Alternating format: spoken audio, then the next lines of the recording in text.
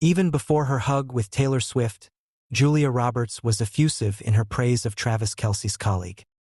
Among the prominent faces seen at Taylor Swift's Dublin event was Julia Roberts, who was there when the Hollywood superstar ran into Travis Kelce, a star from the Kansas City Chiefs.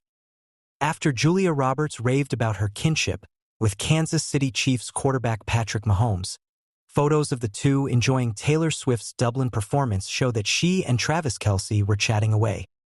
Among the many famous faces who flocked to Dublin to see Swift perform on her Eras tour was the Notting Hill star. Roberts was spotted getting friendly with Kelce in the VIP area, sharing an embrace in what seemed to be a heartfelt moment, with rock royalty like Stevie Nicks also present. The fact that Kelce showed up to Aviva Stadium to cheer on his girlfriend was even more of a surprise than his previous presence at Swift's Wembley event. Evidently, seeing Roberts, who admittedly loves Pretty Woman, was a pleasant surprise for both of them. Roberts, a well-known sports fan, saw Mahomes on the Quarterbacks documentary and has since publicly lauded him. Speaking on the Jess Cagle show on SiriusXM, she gushed about the NFL player, stating, "I'm watching a lot of documentary things. This affection grew out of her watching the program, which also features Kirk Cousins and Marcus Mariota. I mean, documentaries are great, but I seen the QB series that was a documentary. I see it as having transformed my life. Simply said, I am a huge football fan. However, I now understand something. For example, I am at a loss for words when it comes to expressing my admiration for Patrick Mahomes. On a daily basis, I truly can't find somewhere to store it." Roberts said her perspective on the tough position of quarterback changed after seeing the illuminating Netflix series, which had a significant influence on her. She continued, saying, "You think, oh, he shows up and throws the ball around. This was reference to the quarterback. I mean, that's my first impression. It's incorrect, since I often feel that my work-related homework never ends. I felt a connection. I felt like I understood you, Patrick Mahomes, because there are always more parts, more things to study, more things to figure out, more things to prepare for, you name it." In 2023, Mahomes and Kelce were once again a formidable tandem, and they guided the Chiefs to yet another Super Bowl triumph, further cementing their position as the most dominant team in NFL history. Their victory against the 49ers in the glittering Las Vegas final was their third consecutive national championship in as many years.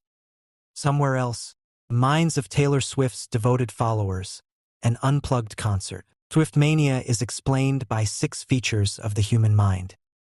Almost everyone has an idol in the arts, sports, or music.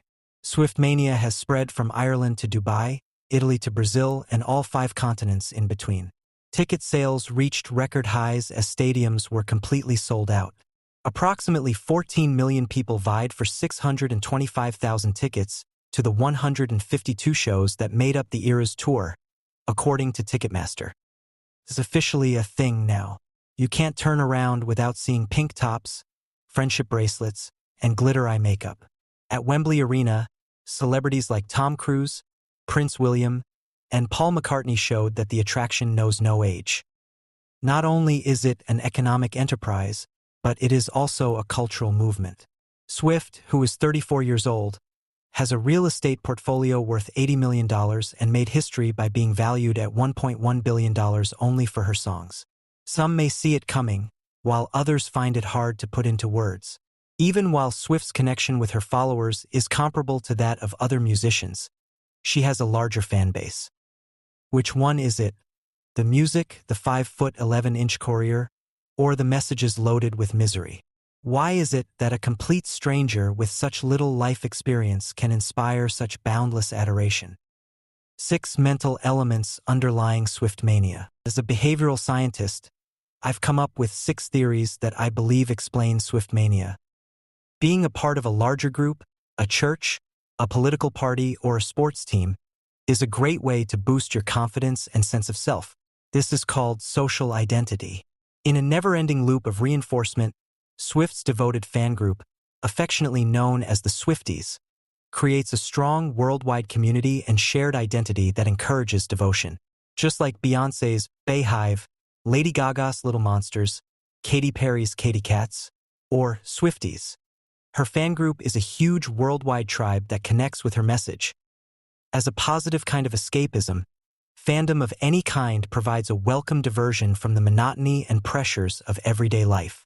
Imagine completely immersing yourself in the magical worlds of popular fantasy novels like Harry Potter, Star Wars, Game of Thrones, or Lord of the Rings. If you need a break from real life, these made-up universes are perfect for you. Disengaging with your favorite program on TV or Netflix, music on vinyl, or playlist on Spotify provides a respite from reality while entertaining you.